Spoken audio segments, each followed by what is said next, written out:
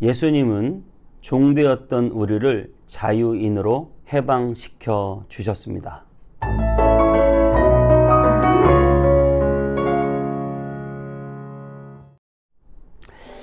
안녕하세요.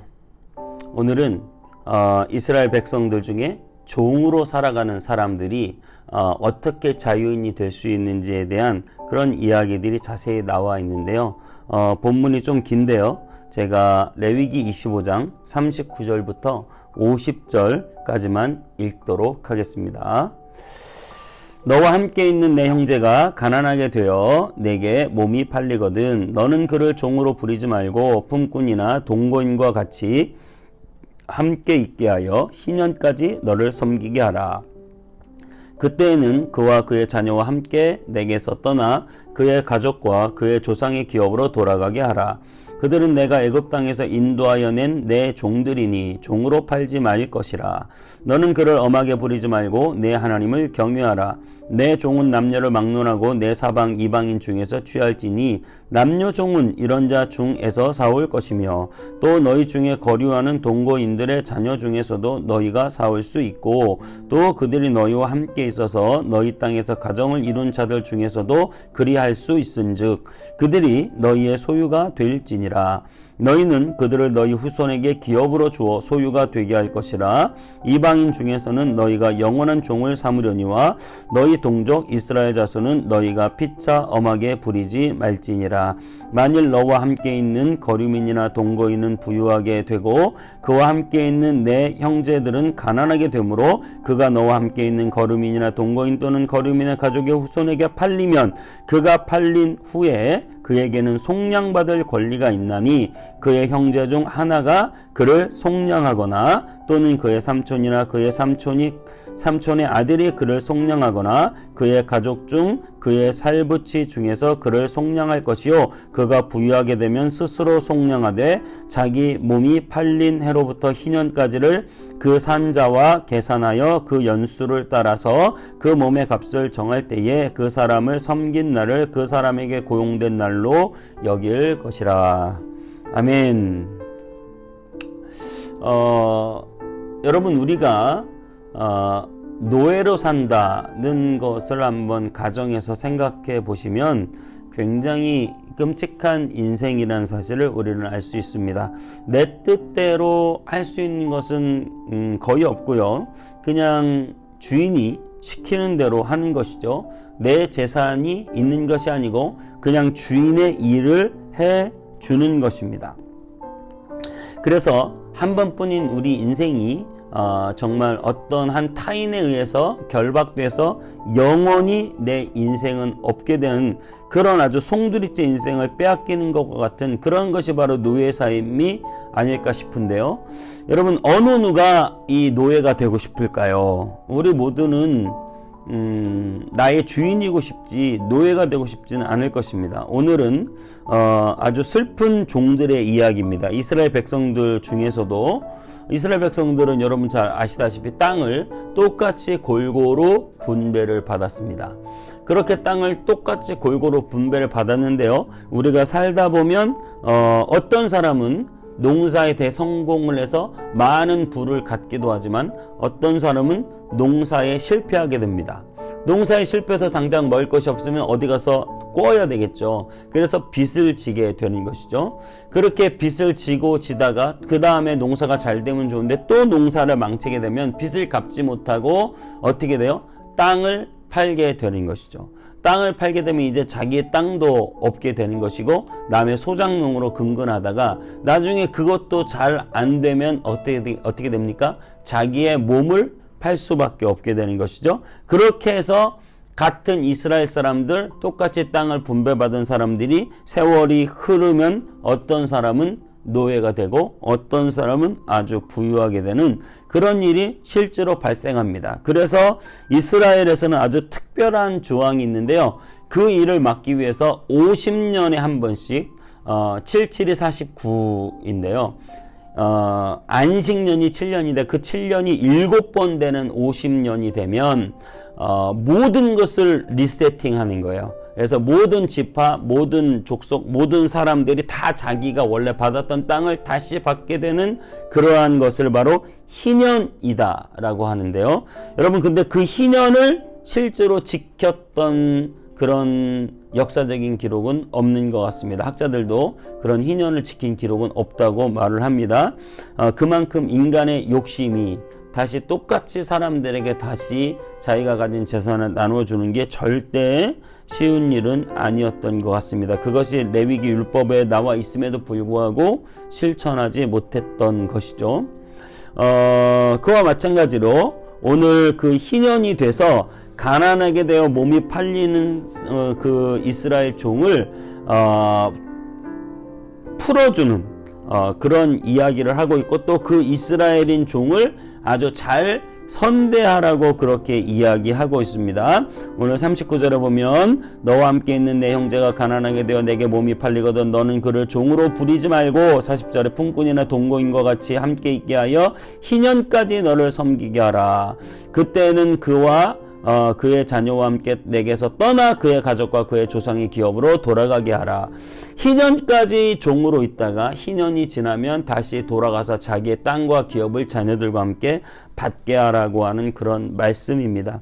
정말 하나님께서는 얼마나 이스라엘 백성들을 사랑하시고 그들이 정말 종으로 고통당하며 영원히 사는 것을 하나님은 정말 싫어하셨던 것 같아요. 그래서 하나님은 영원한 종은 없다. 희년이면 다 풀어주고 돌아가게 하고 자기의 땅을 갖게 하라고 그렇게 말씀하시는 것 같습니다. 여러분, 특별히 그 이스라엘 백성들이 종에서 풀려나게 되는 두 가지 경우가 있는데요. 하나는 그런 어떤 희년 제도를 통해서 이스라엘 백성들은 종에서 자유인이 되고, 또 하나 두 번째로는 고엘이라는 제도가 있습니다. 그 고엘의 제도는 무엇이냐면 형제가 빚을 졌을 때 가까운 친척이 그 빚을 대신 갚아주는 것이죠. 그러면 그 잃어버렸던 땅을 회복시켜 주는 거예요. 아까도 말씀드렸지만 농사 짓다 망해가지고 땅도 팔리고 나중에 자기 몸도 팔게 되면 가까운 친척 중에 누구가 사촌도 될 수 있고 형제도 될 수 있는데, 누군가는 아주 농사를 잘 지어서 돈이 많아지면 그 돈으로 자기가 종되었던 그 자기의 형제를 사서 자유하게 해주고, 또 그 형제가 빼앗겼던 그 땅을 사서 그 땅까지 주는 그런 고엘 제도라고 하는 것이 있었다는 것이죠. 오늘 48절부터 거기에 대해서 나와 있는데, 그가 팔린 후에 그에게는 속량받을 권리가 있나니 그의 형제 중 하나가 그를 속량하거나 또는 그의 삼촌이나 그의 삼촌의 아들이 그를 속량하거나 그의 가족 중 그의 살부치 중에서 그를 속량할 것이요, 그가 부유하게 되면 스스로 속량하되 자기 몸이 팔린 해로부터 희년까지를 그 산자와 계산하여 그 연수를 따라서 그 몸의 값을 정할 때에 그 사람을 섬긴 날을 그 사람에게 고용된 날로 여길 것이라. 그러니까 속량할 권리가 있다는 것입니다. 그 말은 자기의 형제가 그 사람을 사서 자유하게 해주고 그 사람이 빼앗겼던 땅도 다시 찾아주는 그런 속량할 권리가 있다는 것인데요. 여러분, 이 고엘 제도를 구체적으로 보여준 사례가 있죠. 룻기예요. 여러분, 룻기 아시죠? 룻기에 보면 나오미가 원래 베들레헴에서 자기의 땅을 가지고 살다가 나중에 그 땅도 잃어버리고 가난하게 되어서 모압 땅으로 가죠. 그 모압 땅에서 룻이라고 하는 며느리를 만났는데 그 남편들 다 죽고 남자들은 다 죽고 룻이라고 하는 며느리와 나오미가 같이 다시 베들레헴으로 돌아와서 이삭 줍는 시기에 그 이삭을 간신히 주워서 먹으면서 살아가고 있는 그러한 룻과 나오미를 보아스라고 하는 사람이 특별히 긍휼히 여겨서 그 룻과 결혼해주고, 그리고 그 룻의 모든 그 나오미죠. 나오미와 룻의 잃어버렸던 모든 땅을 찾아주고, 그리고 아들을 또 낳습니다. 그래서 여러분, 다윗의 할머니가 되죠, 이 룻이. 여러분, 보아스가 한 일이 바로 이 고엘이라고 하는 것인데요. 잃어버렸던 땅, 신분, 종이 되었던 사람을 자유인으로 풀어주었고, 그리고 잃어버렸던 땅을 찾게 해주는 것입니다. 여러분, 우리에게도 보아스가 계십니다. 우리에게도 우리를 고혈해 주시는 보아스가 계십니다. 그분은 바로 나의 형제이신 예수 그리스도이십니다. 예수님은 종되었던 나를 자유인으로 고혈해 주셨고, 예수님은 내가 잃어버렸던 땅을 다시금 회복시켜 주셨습니다. 우리가 잘 알다시피 우리는 죄의 노예였고, 우리는 죽음의 종이었습니다. 우리는 죽을 수밖에 없었고, 우리는 영원히 죄의 노예로 살아갈 수밖에 없는 그러한 완전히 죄에 갇힌 사람이었습니다. 하지만 예수 그리스도의 십자가는 우리를 영원한 노예 생활에서 해방해서 우리를 영원한 자유인으로 해방해 주셨다고 하는 사실이죠.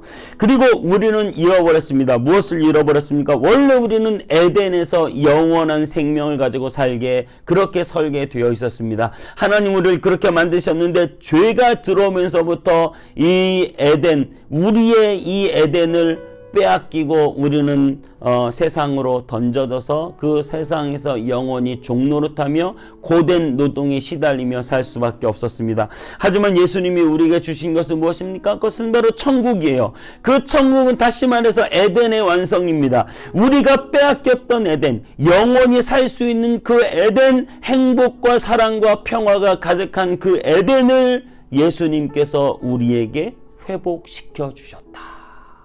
우리에게 다시 찾게 해 주셨다. 예수님의 십자가로 고혈해 주셨습니다. 예수님은 우리에게 영원한 에덴, 하나님의 나라를 선물해 주셨습니다. 예수님은 우리에게 종이요 노예였던 우리를 자유인으로 살게 해 주셨습니다. 우리를 자유케 해 주신 그분의 은혜를 찬양하며, 나를 자유케 하신 그분의 그 뜻과 그분의 그 은혜 안에서 자유하며 기뻐하며 만족하며 그분의 영광을 찬양하며 그분의 영광을 위해서 살아가는 저와 여러분 다 되시기를 주님의 이름으로 축복합니다. 기도하겠습니다.